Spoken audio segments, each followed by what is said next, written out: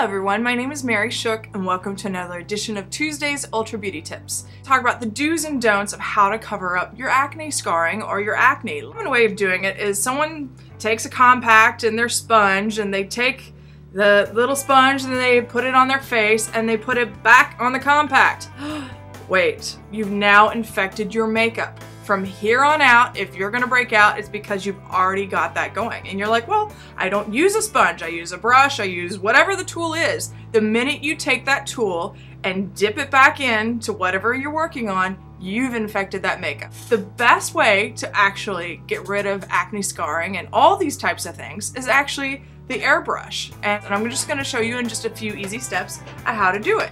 So what I do personally, because my skin is a little bit older and if I start airbrushing around the skin, I start to get a little fine lines. So I like to take my foundation after I've taken a primer that has no silicone and I've gone over my face. Primers are important if you've got oily and combination dry skin.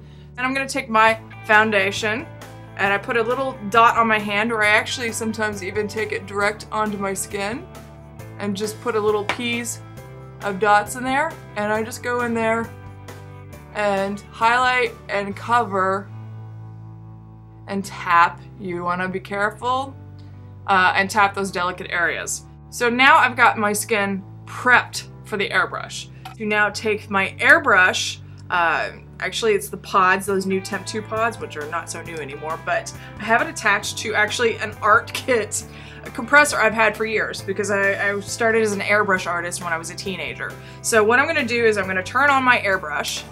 See, it's very loud.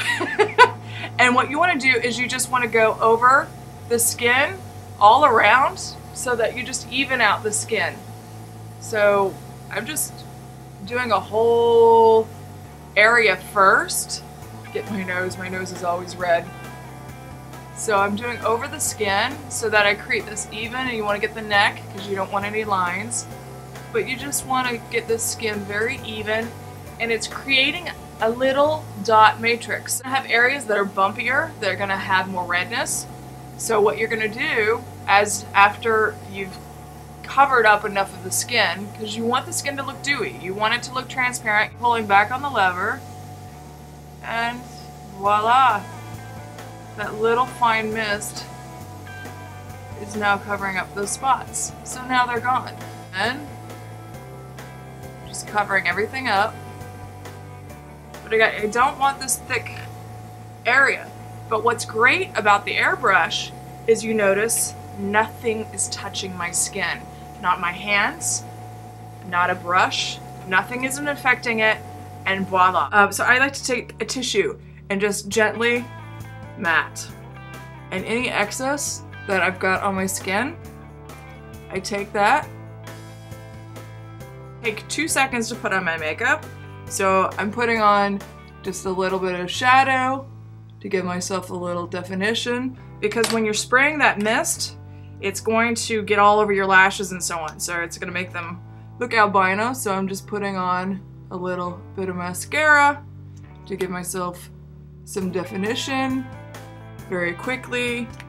Also doing a little bit of brushing of the brow because my brows are a little bit beige from the airbrushing. So notice how that's quick, and if it's still not enough for you, I take my brow pencil and I'm just doing a quick brow, because the brows are the frames of the face. So you want to just get a little bit of that going on. And then finally, to top it off for me, because I don't really need blush today, I'm just going to give myself a little bit of lip color. I'm using 8-12 hour types of lip glosses that last forever. But anyway, this is how I cover up my acne on a daily basis, and no one is the wiser. So if you have any questions, go to tuesdaytips.blogspot.com and email us there, or you can also comment below. My name is Mary Schook, and we'll see you next time. Thanks for watching.